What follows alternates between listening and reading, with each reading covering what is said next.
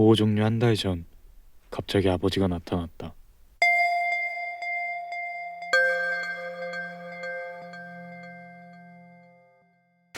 $18,000원이요. 치킨값 18,000원으로 옥신각신하는 아이 도윤.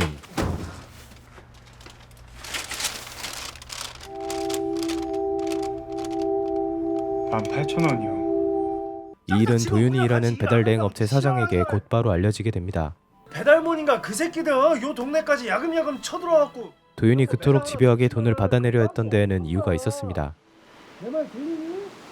15년 전 부모에게 버려진 뒤로 지금까지 보육원에서 지내던 도윤은 한 달 뒤 호주로 가기 위한 자금 500만 원을 모으고 있었기 때문이죠. 배달 일을 마치고 조심스레 집에 들어서는 도윤은 자신을 기다리고 있던 보육원 원장님과 마주치게 됩니다. 도서관에서 오는 거야? 네. 아직 안 들어가셨네요?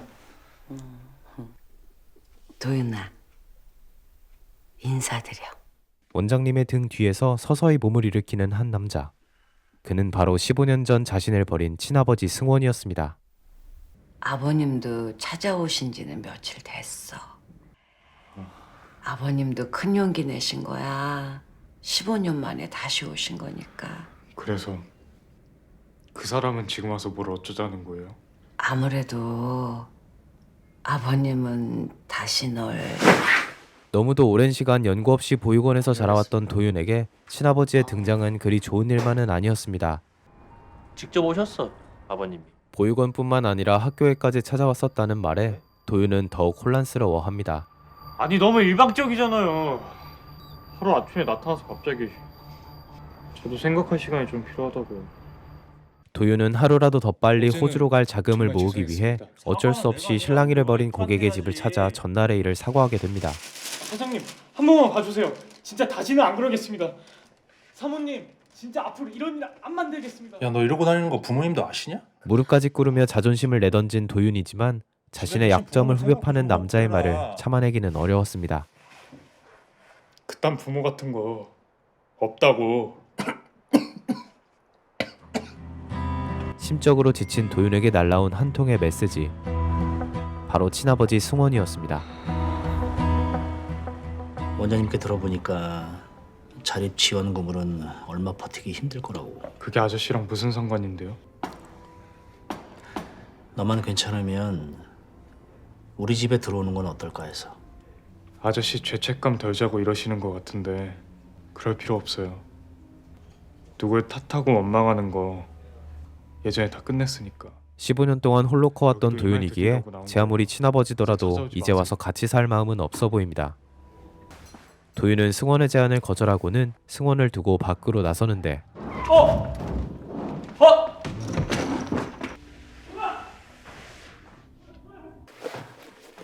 어때? 괜찮아? 죄송해요. 괜히 걱정 끼쳐드리고.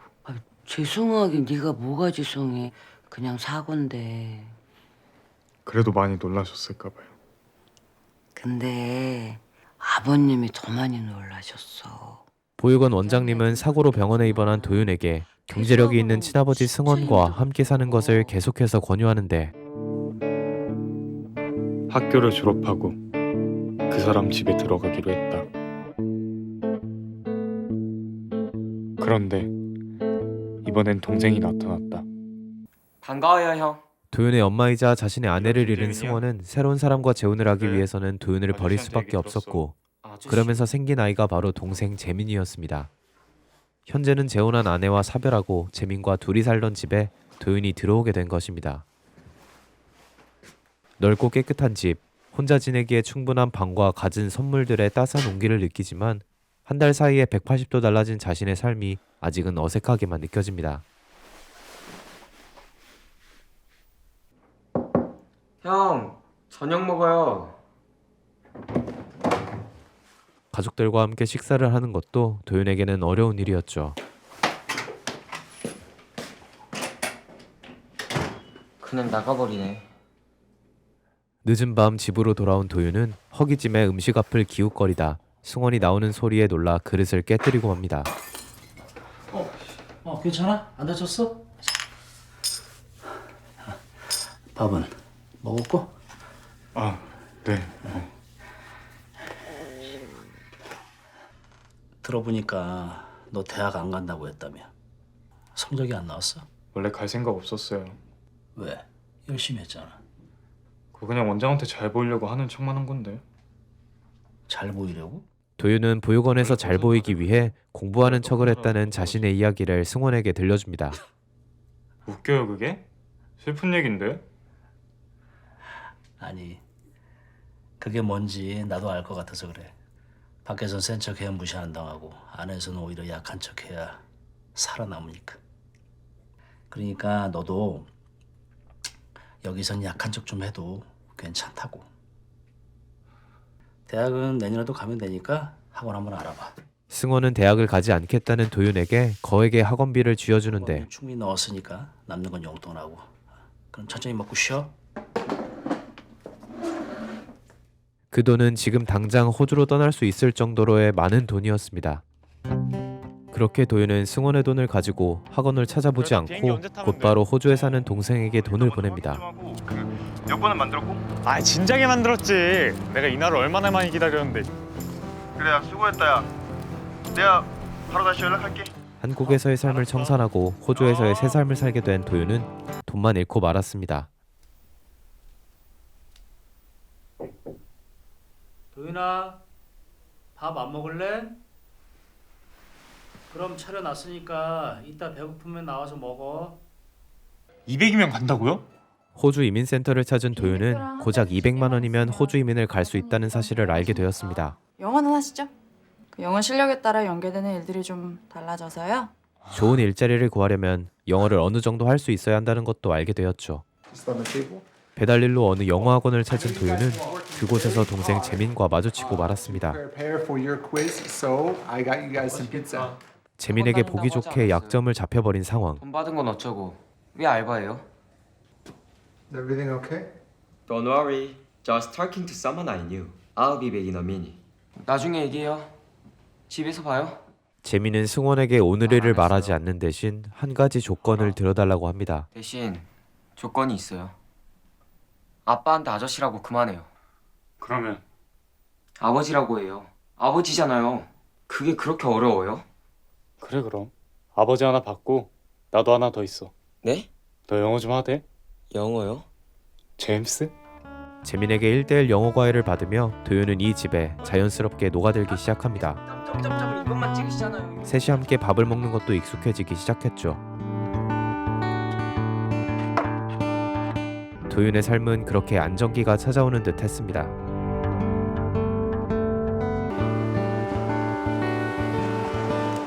아빠, 술 먹어도 돼? 왜? 아저씨는 술 못 마셔요? 대신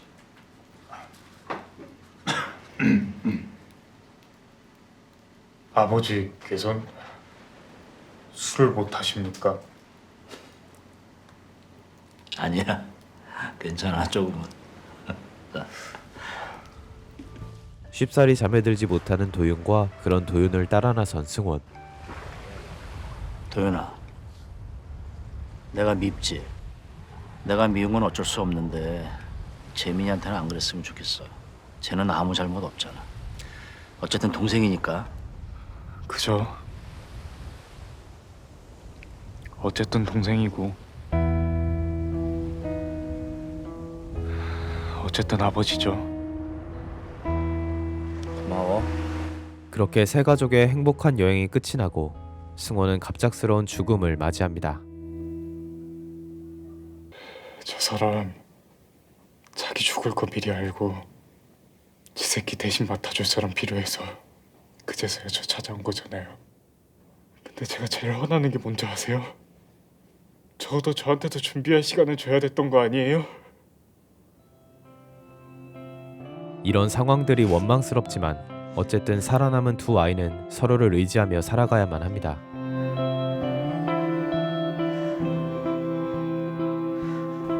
집을 비운 사이에 꽤 많이 쌓인 우편물 사이에서 재민은 호주 이민센터에서 온 우편물을 발견합니다. 형, 호주 가요? 뭐? 생각보다 빨리 호주에서의 좋은 일자리를 얻게 된 상황에서 도윤은 결국 이곳에 남기로 결심합니다. 제가 지금은 좀 힘들 것 같아서요. 이거 거절하시면 저희 쪽도 난처해져요. 네네. 알아서 하세요. 도윤은 죽은 승원을 대신하여 재민의 학부모의 자격으로 학교를 찾았습니다. 재민이가 공부를 곧잘 하잖아요. 재민이가 희망학교를 실업계로 냈더라고요. 자신의 미래도 알 수 없는 이 상황에서 재민의 미래까지 걱정해야 합니다. 그런데 나중에 대학도 있고. 전 그러시면 얘기는 한번 해볼게요. 대학 갈 생각 없어요. 빨리 졸업해서 돈이나 벌어야죠. 재민은 도윤이 언제든 호주로 떠날 수 있겠다는 생각에 실업계를 지원한 것이었습니다. 난 그것도 모르고 영어만 가르쳐줬네. 이제 돈도 생겼겠다. 눈치 볼 사람도 없겠다. 어울리지 않게 괜히 형 노릇해가면서 가식될 필요 없어요. 난 내가 알아서 할 테니까. 아, 이 새끼. 꼭 성깔이 나갔네. 갑자기 울리는 초인종 소리. 현관문을 열자 자신을 재민이라고 부르는 한 여자가 집에 들어섭니다. 하늘도 무심하시지. 어떻게 그렇게 가버린다니. 예민아 저 어린 것을 혼자 두고 혼자서. 야 이러고 어디 나가면 너 저기 으르르 보겠다 야. 어머. 누구세요? 김재민 형인데요? 왠지 느낌이 쎄했던 그녀는 어릴 적 재민의 엄마의 장례식에서 깽판을 놓았던 재민의 이모였습니다. 재민아 이모부 기억나? 다음번에 같이 올라니까 그때 반갑게 인사하자 우리. 응? 아니 저기요 아줌마. 이모부든 뭐든 간에 애가 좀 가라잖아요. 그동안 재민을 지켜주던 부모님이 모두 돌아가신 상황에서 이모와 이모부가 앞으로 재민을 어떻게 대할지는 불보듯 뻔한 이모 상황이었죠. 간다. 이 암치 같은 일 어떻게 알고 왔대? 재민을 잘 보살펴달라는 죽은 승원의 유언대로 도윤은 승원을 대신할 재민의 보호자 자격으로 집안일을 도맡아 하기 시작합니다. 안 먹어.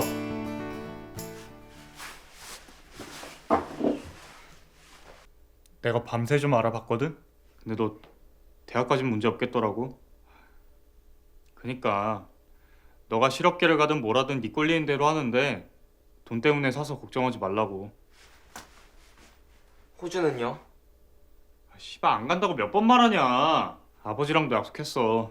너 졸업할 때까지 내가 책임진다고. 학교 다녀오겠습니다. 그제서야 재민은 도윤에 대한 불신을 거두게 되었습니다.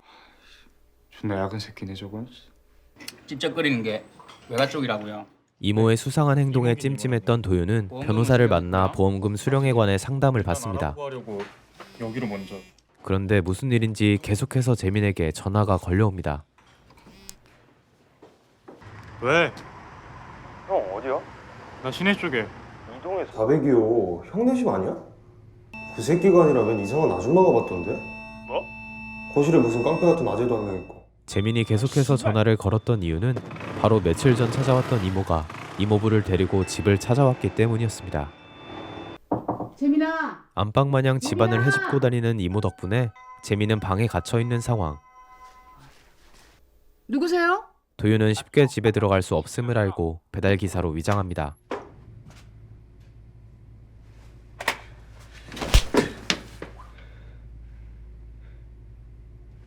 선빵을! 어? 야!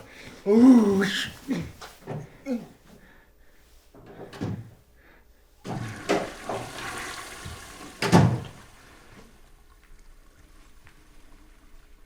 형, 파이팅. 도윤은 이모부가 방심한 찰나의 순간에 박치기를 시전합니다.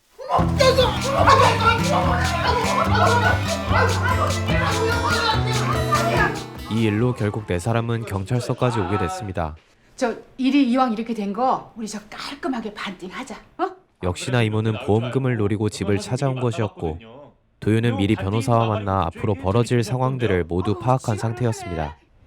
저기 이모, 그래 재민아. 네가 한번 얘기해봐. 저 어릴 때부터 아빠가 얘기해줬어요. 저한테도 원래 형이 있으니까 곧 만나게 될 거라고.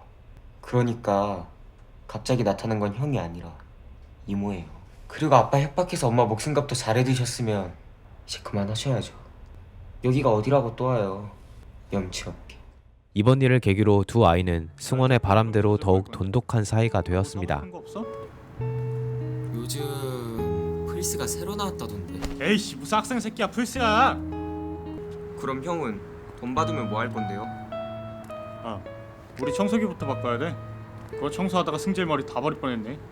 아니 우리 집 거 말고 형이 뭘 하고 싶냐고요. 형이. 나? 어느새 나는 우리가 되어버렸다. 도윤은 재민의 이름으로 보험금을 수령하기 위해 보험사를 찾았습니다. 이게 원칙적으로는 김재민 씨만을 위해서 사용을 하셔야 되거든요. 그래서 보통은 좀 여유가 되시는 친척분 중에서 우리 보육원. 그래서 따로 없으셨구나. 그런데 죽은 승원의 친척 관계를 확인하는 과정에서 승원이 자신과 같은 보육원 출신이라는 것을 알게 되었습니다. 92년도까지 보육원에 계셨고 그 후에 독립하셨네요. 보육원 이름이 뭐라고요?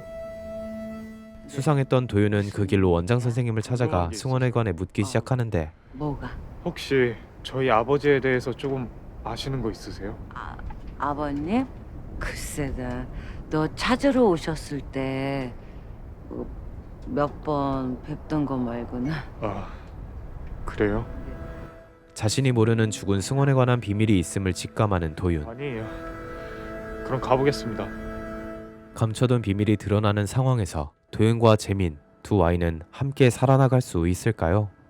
지금까지 영화 아이를 위한 아이였습니다. 시청해주셔서 감사합니다.